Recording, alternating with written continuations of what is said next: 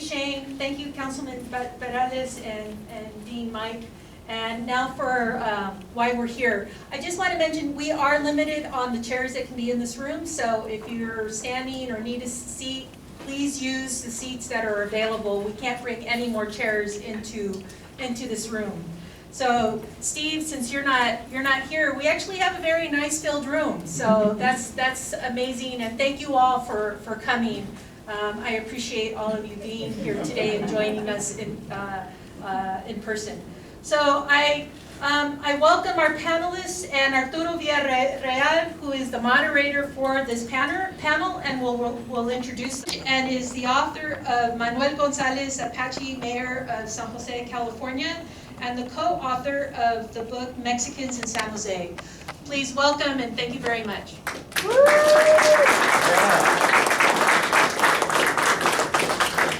Well, thank you very much, and yeah, thank you. And yeah, it's an honor and pleasure to be here. And what I'd like to do now is to introduce the panelists. Beginning with Stephen Pitti, Ph.D., is a professor of history, American studies, and ethnicity, race, and migration at Yale University. He is the author of The Devil in Silicon Valley, Race, Mexican Americans, and Northern California, and other works on Chicano history and historiography. Next, to my far left, we have Alejandro J. Jara, Ph.D., is a scholar of Western and Latin American history, and the author of Do You Know the Way to San Jose? Yeah. Ethnic Mexicans, Urbanism, Culture, and Politics in the Emerging Silicon Valley, 1940-1980. And last but not least, to my left, Josie Mendez Negrete. Oh, yeah. PhD, is a professor emerita of the University of Texas at San Antonio, founder and publisher of Conocimiento Press, and the author of 3 books, including Activist Leaders of San Jose. Yes. Wow. I'd like to begin by thanking the organizing committee and Kathy Blackbeard Reyes in particular for inviting me and persistently calling me to make sure I made it. Even though I had to make an excuse with my familia by coming to caregive my mom and my sisters here in support. My plática is called San Jose's East Side, my forever home. I dedicate it to my ancestors and to all my relations. Sal si puedes, get out if you can, they said, and I did, but not by choice. Chemo Candelaria and the Dominguez brothers, Jesse and Henry, stayed for the love of our people, to fight against KJ and police brutality, defying cultural, psychological, economic, and political constraints, contesting borders imposed by those who sanction rules and laws because they can, forever seeking to keep us in our place. Sal si puedes, get out if you can. In San Jose, despite relentless work, community activist leaders remain hidden and unacknowledged. Jackson Kings, Black Berets, Guajinas de Paz, Mujeres de Aztlán, Chicana Coalition, Youth Getting Together, Youth Defense Coalition, and the UFW Organizing Committee, cloak forgotten raza who struggled for the love of our gente. Sal si puedes, get out if you can. For the love of our people, inspired by Cesar, Dolores, Jose, Blanca, Sophie, Elisa, Ernie, and Chicana poet Lorna D. Cervantes, who wrote Beneath the Shadow of the Freeway, described it as a blind worm wrapping the valley up from Los Altos to Sal si puedes. Estela Sandoval theorized knowledge and methodology of the oppressed. Sal si puedes, get out if you can. Some stayed, others left. As for me, no matter where I'm at, I carry the East Side in my heart por vida. Sal si puedes, get out if you can. San Jose, Sal si puedes neighborhood became my home, A red line and control community where Mexican immigrants, natives, Black and Mexican American, or Chicano workers lived, and marginalized poor working class people of color were kept out of exclusive areas. We lived on Summer Street in a shotgun duplex. My apologies, San Jose is in my throat too with my emotions. Before the barrio was wrecked to link Highway 101 with the 680 and the 280, a few blocks away from the Community Services Organization, CSO, where I once worked. Sal Si Puedes and its mudsliding streets without sidewalks became my barrio, where I avoided potholes on my short walks to weekly catechism at the old Guadalupe Church on Camera Street, now relocated and named McDonald Hall in honor of Father Donald. As a 6th grader, I attended Lee Manson, now named Cesar Chavez Elementary, in recognition of the child who, with his family, moved to San Jose in the 1930s, the activist leader who grew up to revolutionize farm worker rights. In that barrio, it wasn't only language that made us feel at home. We shared a common culture and saw ourselves in each other. In Sal Si Puede, I felt welcome and supported at school, especially when Mr. Smith recognized my love of books, gifting me a copy of Gulliver's Travels to inspire my reading, even when my language skills were limited. I could hardly speak 10 words of English. The East Side became the place to which we returned, but our tenancy was not always permanent. We lived on Geraldine and Candler Streets until we got on the number 1 slot on Section 8 and the family moved to Mount Fraser. Then that house sold and my brother and sister-in-law and mother bought a house on Elm Rock near White. They now live in the East Foothills. My husband, who was born in Compton, California, and lived in the greater LA area until the age of 18 when he came to Stanford, dubbed Sal Si Puedes the Disneyland of Barrios. As he saw it, San Jose's poor neighborhood were unlike those with which he was familiar. As most of us, he did not realize that Sal Si Puedes had been established in 1911 or that it was an entry point for migrants and immigrants employed in canneries and agriculture. Kathy Chavez Napoli, a self-made millionaire and 3rd-generation resident of San Jose, and Anthony Soto, who proudly claimed his ranch in Arizona tradition, also lived in Sal Si Puedes among the 23 people that I interviewed and whose life histories I collected. Kathy and her family lived on Summer Street in a 4-bedroom house remodeled by her father. When the freeway came through, she said there was no fair market value, and the city relied on eminent domain to push us out. To connect the highway, homeowners were underpaid for the houses, and when the city took their properties, all got the same buyout, regardless of size and upkeep. Unhappy with the process, Kathy's father took the case to court, but he lost the fight. And from having lived in a home that was completely paid off, he got into debt with a 2-bedroom house that was all the family could afford. In our pláticas, Chavez Napoli linked her activism and involvement with her family's forced relocation. In her own body, she knew what it was like to be displaced. Then, when city government condemned the Guadalupe Azares neighborhood to build a convention center, urban renewal reared its ugly head when city officials contemplated extending eminent domain to where her parents lived. Kathy didn't think her parents could survive another displacement, a second relocation. So she asked her parents if they went to the studio theater. And with their yes, Kathy took the lead to preserve the space as a way of fighting for her parents when there was no one else for them. Born into an educated family with economic means, Anthony Soto's family migrated from Arizona to Sal Si Puedes, residing there for about 2 years. Soto said they lived in a house with a very small lot, a small kitchen, a dining room, a living room, and 1 bedroom. When he was ordained as a Catholic priest, Father Soto returned to the East Side. At Our Lady of Guadalupe Parish, he worked with youth in the Cursillo movement, a movement that prepared activist leaders for San Jose. A co-founder of the Chicano priests that included Father Casey, Jim McEntee, Reynaldo Flores, and a few others, mostly Anglos, they congregated at Sacred Heart Church, to figure out ways to work in Chicano communities because the San Francisco diocese failed to meet the need of the parishes in San Jose. After leaving the priesthood but still invested in the spiritual life of the community, Soto and his wife Phyllis Armas organized La Comunidad, a grassroots alternative to the traditional church where women were leaders and participants in spreading teachings that focused on human rights. It was never the group's intent to replace the institution. Rather, it was to create a spiritual path for those who didn't go to church.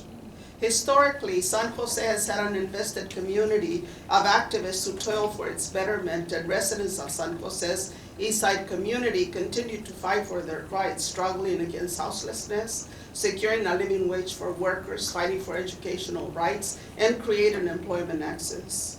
San Si Puedes Mayfair is still an entry point for those who move to San Jose, despite past practices of covenant clauses and redlining that protect housing and rentals in exclusive communities, as buyers and tenants are redirected to poor neighborhoods. The east side of San Jose is alive with hope and desire for change, and presently in San Si Puedes, Somos Mayfair inspires a new generation of activist leaders who carry the banner for social justice and social change.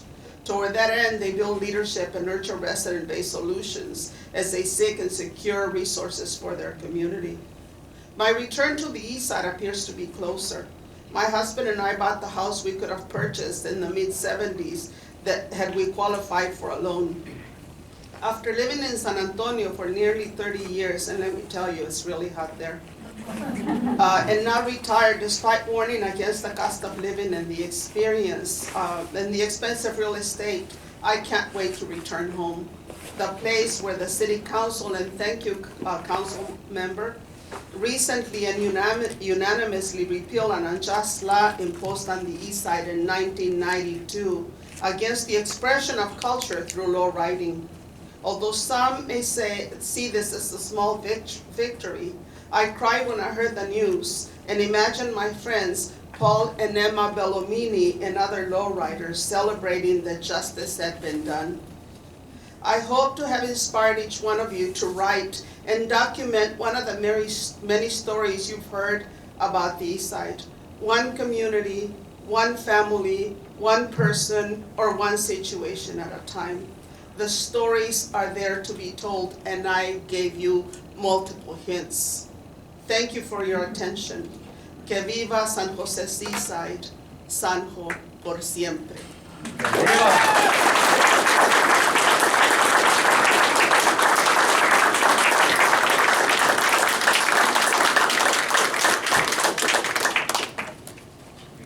I'd like to direct the first question to Alex.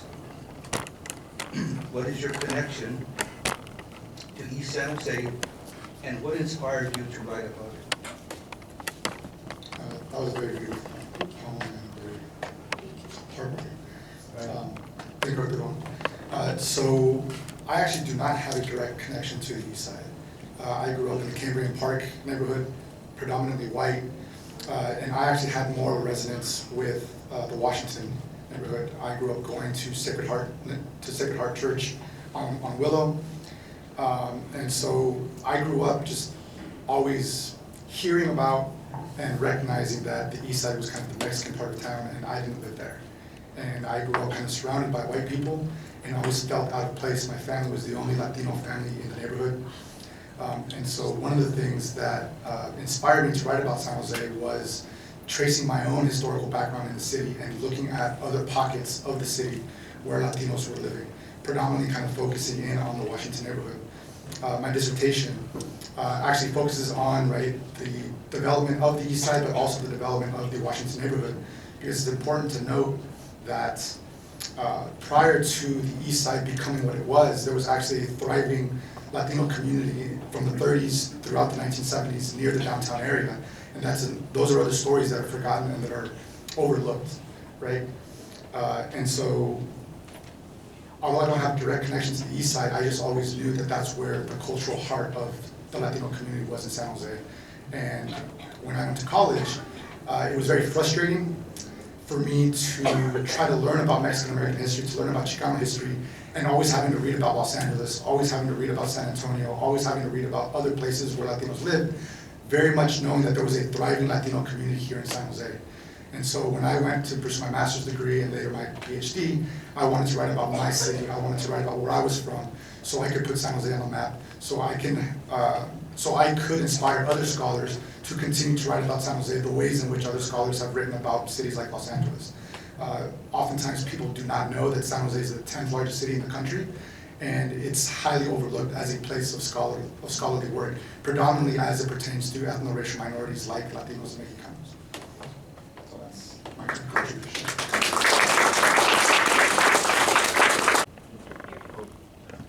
Stephen, would you please address the same question? What is your connection to East San Jose, and what inspired you to write about it? Thanks for the question, Arturo, and hello to everybody. I'm really sorry I'm not there in person. And thank you, Josie and Alex, for all of your work so far. I grew up in Sacramento. I was in and out of San Jose as a kid, but was not firmly established in any way on the east side until really I went to graduate school at Stanford. This was in the 1990s. And it was when I was at Stanford, kind of living, in the general Palo Alto area that I got to know the east side better. And it was, as many of you will remember, a tough time, locally in the region, but, throughout the state and the nation. There was it was a time of Proposition 187 and 209 and 227. Latinos were under attack, and I was quite frustrated both with the atmosphere I was living in at Stanford, and that part of the Bay Area, and also frustrated about the ways that Latinos were being treated. And so I came to the East Side with those frustrations and wanted to write about the place in the hope of addressing many of the things that Alex and Josie have already addressed. The dignity of these communities, their longstanding struggles, and the hardships that people continue to face into the late 20th century. Thank you. Josie, would you like to address this question?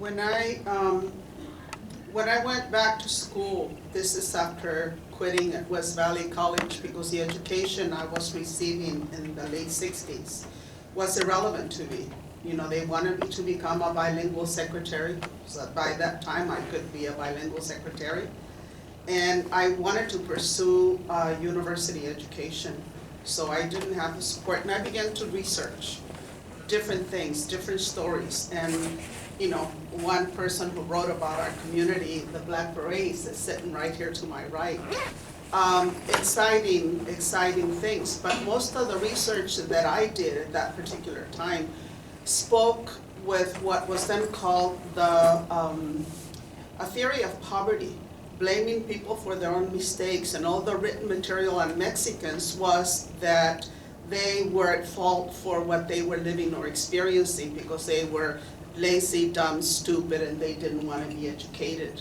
And so we had scholars who were doing research, but they were coming to our community in the East Side to harvest and cultivate the information, take it back and misrepresent us. So there was Raza narratives, but it was Raza narratives from a very Anglo-dominant, biased, classist perspective. And so I decided that our story was more complex than that, and that we needed to tell our own stories. And I wasn't encouraged, I wasn't supported, and it wasn't until I went to the University of California, Santa Cruz, that we began to give credence to the importance of documenting the experience of Mexican Americans, and that it wasn't a faux pas to research yourself and to write your own stories, because the expectation then was that we had to be objective and detached and professional, and that meant you couldn't study yourself, which was a bunch of bunk. So I'll stop right there. Thank you very much for that.